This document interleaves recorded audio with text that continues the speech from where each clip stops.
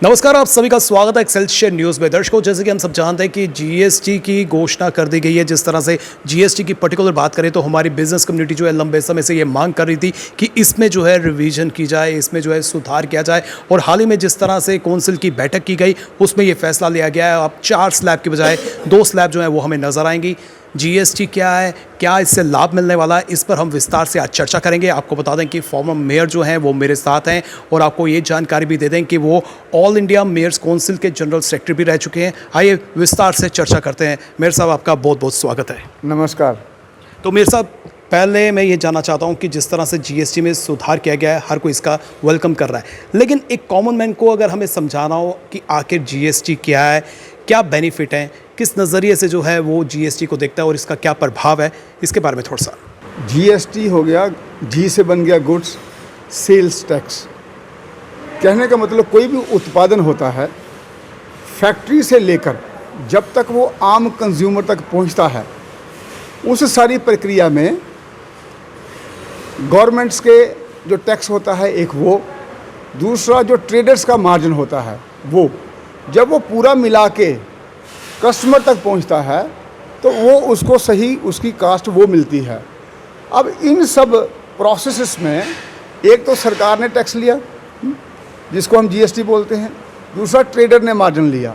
ये दोनों जब बढ़ते हैं तो जो कस्टमर को मिलता है उसकी कीमत भी नेचुरली बढ़ जाती है।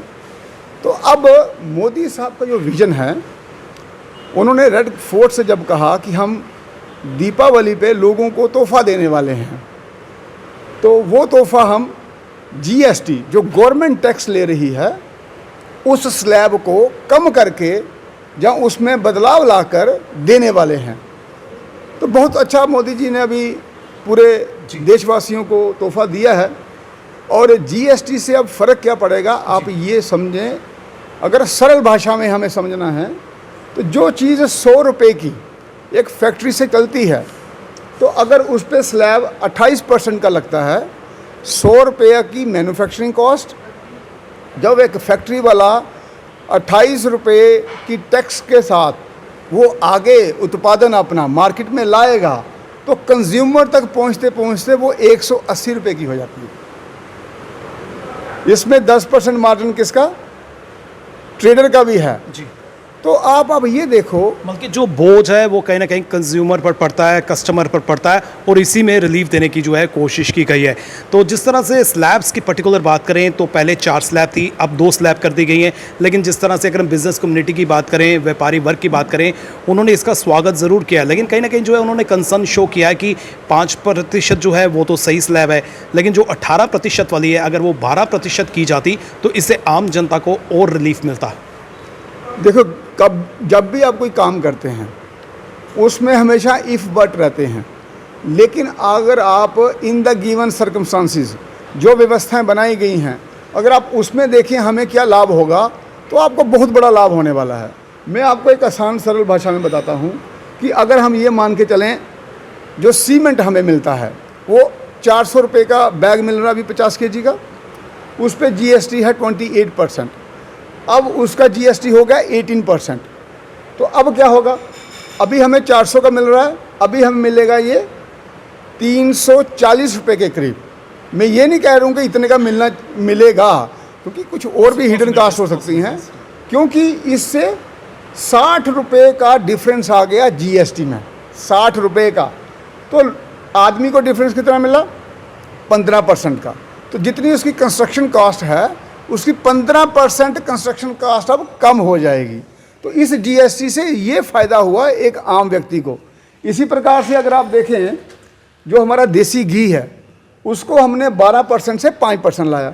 अब कोई कहेगा यार मुझे क्या इससे फ़ायदा हुआ, अभी वो हमें मिल रहा है 560 रुपये का केजी, अब वो मिलना चाहिए 470 रुपये के करीब। तो कितना डिफरेंस हो गया? 90 रुपये का। तो इसमें भी 16% का हमें फ़ायदा हो गया। किसको? कस्टमर को। तो कहने का मतलब है कि उसका जो बजट महीने का, अगर किसी का 5000 बनता था अब वो 4300 बनेगा, अगर किसी का 10,000 बनता था वो 8600 बनेगा, अगर किसी का 20,000 था तो उसका 17,000 बनेगा, अगर इसी प्रकार से किसी का 30,000 है उसका 25,862 बनेगा। अगर किसी का 40,000 है तो इसी प्रकार से सबको इसमें 16% से कमी आएगी उसके अपने बजट में। ये एक मैं आपको सरल भाषा में बता रहा हूँ। निसंदेह गिरावट में जो है दर्ज की जाएगी। हम जो देख रहे हैं कि जो चीज़ें हैं जो एसेंशियल कम्युनिटीज़ में आती हैं उनमें जो है काफ़ी बेनिफिट मिल रहा है। 0% में भी जो है चीज़ें लाई गई हैं, निसंदेह उसमें बेनिफिट मिलने वाला है। लेकिन कुछ चीज़ें जिनको ऐड ऑन करना चाहिए था, जैसे पर्टिकुलर कोल की बात करें, कोयले की बात करें, उसकी दर जो है वो बढ़ गई है। उससे आपको नहीं लगता कि अगर कोयले की दर जो है बढ़ जाएगी तो कहीं ना कहीं बिजली जो पैदा होती है, बिजली के बिल्स पर प्रभाव पड़ेगा? देखिए, ये पावर जनरेशन है, ये तो गवर्नमेंट सेक्टर है और गवर्नमेंट सेक्टर ने काफ़ी स्टेट्स में जो ऑलरेडी सब्सिडाइज रेट पे हमें इलेक्ट्रिक यूनिट मिल रहे हैं। और जो मोदी जी ने सोलर योजना रखी है, हर घर में आप सोलर पैनल्स लगाओ और अपनी बिजली की खपत को कम करो, क्योंकि उसके जो यूनिट्स बनते हैं उसकी कॉस्ट रिडक्शन हो जाती है उसकी एक्चुअल कंजप्शन से। तो जम्मू में भी काफ़ी लोगों ने ये लगाए हैं, मैंने भी लगाया है। तो अपनी जो कॉस्ट है अभी वो निग्लिजिबल के पास पहुंच गई है। तो ये एक, लेकिन कहीं ना कहीं जो पैदावार है कोल से भी होती है। तो पर्टिकुलर अगर जिस तरह से हम जीएसटी को डिस्कस कर रहे हैं, कहीं ना कहीं जैसे कोल है और भी ऐसी कुछ चीज़ें हैं जिनमें थोड़ी और रियायत की जो है मांग की जा रही है, होनी चाहिए थी। देखो, कोई भी काम करो उसमें इफ़ बट रहते हैं, तो सभी चीज़ों के समाधान एक साइड से नहीं हो जाते। लेकिन ये है कि ये जो अभी जो हमें चीज़ें मिली हैं, हमने उसको कैसे उपयोग में लाते हुए पूरे हिंदुस्तान की इकॉनमी को आगे बढ़ाना है, वो महत्वपूर्ण है। आप देखो इकॉनमी का क्या रोल होता है। आपको मालूम है महात्मा गांधी जी ने जो आंदोलन चलाया था स्वदेशी का, तो अपना इंग्लैंड की सरकार उखड़ गई थी जी। अभी जो ट्रंप जी कह रहे हैं वो किसके बलबूते पे सबको इशारों पे लगा रहे हैं, वो भी उनकी इकॉनमी है। अभी जो चाइना है उसने कितने देशों को अभी इकट्ठा किया था, तो वो क्या बता रहा है, वो भी इकॉनमी पे ही खेल रहा है। तो जो इकॉनमी है ये देश के लिए बहुत महत्वपूर्ण है। आपने देखा कोई जो अपना साउथ जो हमारी कंट्रीज़ हैं, यहाँ अफ्रीकन साउथ कंट्रीज़ हैं, तो वहाँ देखो इकॉनमी का क्या हाल है और वहाँ की ऐसी परिस्थिति है। अब हमको अपना माइंडसेट ये चेंज करना पड़ेगा और हिंदुस्तान की इकॉनमी को आगे लेना पड़ेगा। मैं एक दो चीज़ें आपके ध्यान में लगाना चाहता हूँ। वो ये देखिए, अभी तक जो हम करते आए हैं कि हम हिडन इकॉनमी हैं जी। हम पूरी चीज़ें बाहर बताते नहीं हैं। अभी 12 लाख तक हमारा कोई टैक्स नहीं है। 12 लाख तक अभी नेक्स्ट फाइनेंशियल ईयर में 2026 में आपको 12 लाख के ऊपर ही इनकम के ऊपर टैक्स लगेगा जी। तो कम से कम हमारी 1 करोड़ 20 लाख की सेल तो हम बता सकते हैं जी। तो वो हमें उसको लेके चलना पड़ेगा ध्यान में। उससे क्या होगा, जब हम 12 लाख का अपना वाइट इनकम रखेंगे तो आपको कोई भी मकान लेना है, गाड़ी लेनी है, तो बैंक आराम से फाइनेंस करेगा। अभी हम कुछ लेने जाते हैं तो बैंक कहता है जी वो लाओ जी इनकम टैक्स की स्टेटमेंट, तो 90% लोगों के पास तो वो इनकम टैक्स की स्टेटमेंट ही नहीं होती जी। तो फिर क्या होता है, उनका लाइफ जो है वो टीडियस हो जाता है, उसमें दुविधाएं आती हैं, परेशानियां आती हैं। तो अब हमें भी एज एन इंडियन ये सोचना चाहिए कि हमें अपनी इकॉनमी को आगे बढ़ाते हुए, अच्छे डिस्क्लोजर करते हुए टैक्स भी देना है। जीएसटी जो है ये तब तक हमें इसका फ़ायदा नहीं मिल सकता अगर हमारे जो इंडस्ट्री वाले हैं अब इस जीएसटी को आगे लोगों में पास ऑन ना करें जी। अब इसमें 2 चीज़ें वो कर सकते हैं। एक, क्वांटिटी ऑफ गुड्स बढ़ा दें, रेट वो अगर वही रखते हैं तब भी लोगों को उसका फ़ायदा नहीं मिलेगा। दूसरा, प्रोडक्ट की प्राइस बढ़ा दें तब भी जीएसटी का फ़ायदा लोगों को नहीं मिलेगा। अब ये सरकार ने इसके प्रावधान बनाए हैं कि जो लोग ऐसा करेंगे उस पर चेक किया जाएगा। बाय एंड लार्ज मैं ये जानता हूँ कि हर नागरिक ईमानदार है, वो अच्छे से काम करना चाहता है और हैसल फ्री काम करना चाहता है, वो असुविधा के साथ काम करना चाहता है।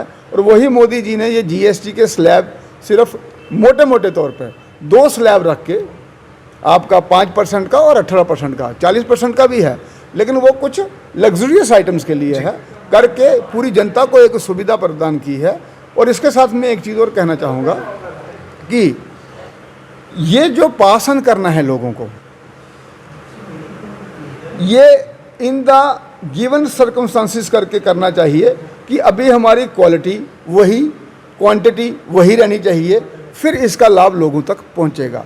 और मुझे पूरा विश्वास है कि ये सारी प्रक्रिया के साथ पूरे हिंदुस्तान की इकॉनमी एक नई ऊर्जा के साथ आगे बढ़ेगी। और अभी तो हम 4th इकॉनमी हैं और जल्दी ही हम 3rd इकॉनमी बन सकते हैं, लेकिन इसमें हर देशवासी का सहयोग चाहिए, उसके बिना ये संभव नहीं है। जैसे देश बदल रहा है, जैसे मोदी जी ने बदलाव लाया, चाहे वो हमारा GST जब इम्प्लीमेंट किया था तब अरुण जेटली जी हमारे फाइनेंस मिनिस्टर थे, मैं उनका भी धन्यवाद करना चाहूँगा। उसके बाद में डिमोनेटाइजेशन हुआ 17 में, उससे भी बदलाव आया।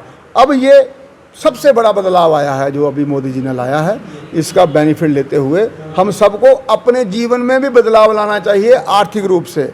अभी मैं आपको एक चीज़ बता दूं कि जो मैं देखता हूं, मैं ये नहीं कह रहा हूं कि कोई करता है, मुझे ऐसे दिखता है कि अगर ऐसा हो रहा होगा, वो क्या, जितना भी हमारा अभी ट्रेडिंग का डिस्क्लोजर है वो 30% से लेकर 50% तक होता है। 100% बहुत कम जगह हो रहा है। इसका मतलब क्या है, इकॉनमी को अगर 30% हो रहा है तो 70% का लॉस हो रहा है, अगर 50% हो रहा है डिस्क्लोजर तो 50% का लॉस हो रहा है, अगर 70% का डिस्क्लोजर हो रहा है तो 30% का लॉस हो रहा है। तो हम अपनी सेल जो है वो ज़्यादा से ज़्यादा बढ़ाकर बताएं जितनी हमारी है, तो उससे हमारी इकॉनमी कई गुना आगे बढ़ जाएगी। इवन हम चाइना को भी पीछे छोड़ सकते हैं अगर जो हमारी इकॉनमी अगर इस तरीके से काम करे तो। बहुत बहुत शुक्रिया मेयर साहब, आपने हमें समय दिया और जिस तरह से GST का तोहफा जो है केंद्र सरकार द्वारा दिया गया है, माननीय फाइनेंस मिनिस्टर की बात करें, उनकी अध्यक्षता में जिस तरह से एक बैठक का आयोजन किया गया था, उसी बैठक में जो है इसको रिवाइज किया गया है। कहीं ना कहीं जो है आम जनता को राहत देने की कोशिश की गई है।